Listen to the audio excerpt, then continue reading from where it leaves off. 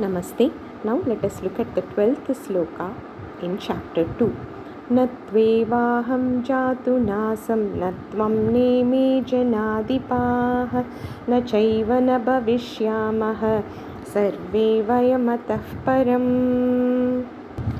न तु एव अहं jātu न आसं न त्वं न इमे janādhipāḥ न च एव न bhaviṣyāmaḥ sarve vayam ataḥ param.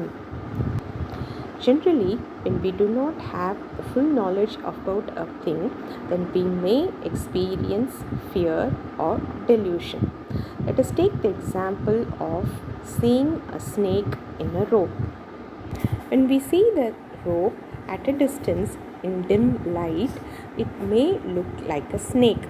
Now, two things have happened. One, the original truth that it is a rope is hidden, and second, another thing got projected, namely the snake. Similarly, at a distance, when we see a shell on a beach in the sunlight, it may look like silver and it may cause delusion in us. How can this fear or delusion be removed? Through knowledge.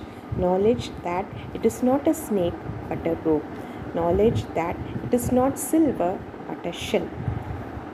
No other action can remove the fear or delusion that got created because of the ignorance. There was no snake for someone to chase it away. All that was really required was knowledge.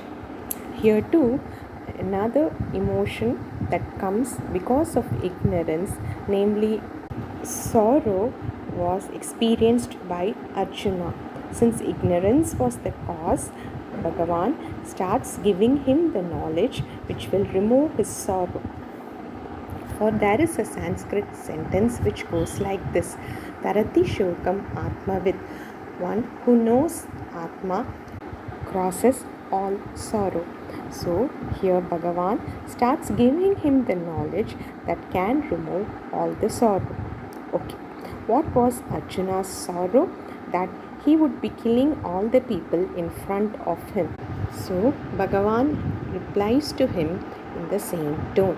Now let us go into the sloka. Na tu eva aham jātu na āsaṁ. Jātu meaning always. Na āsaṁ. Āsaṁ in Sanskrit means present. Na āsaṁ meaning not present. Now, Bhagavan uses double narration here. It is not that in the past there was a time when I was never present. Not present, not like that. So it is double negation. So there was never a time when I was not present, meaning I was always present in the past. It is not just with respect to me.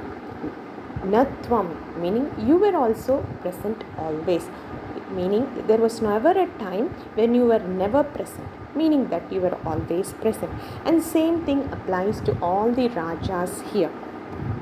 Okay, so we were all present in the past, we are now present now. What about the future? So Bhagavan here says na bhaviṣyāmaḥ. Bhaviṣyāmaḥ meaning present in the future. Na bhaviṣyāmaḥ, not present in the future. Again Bhagavan uses double negation.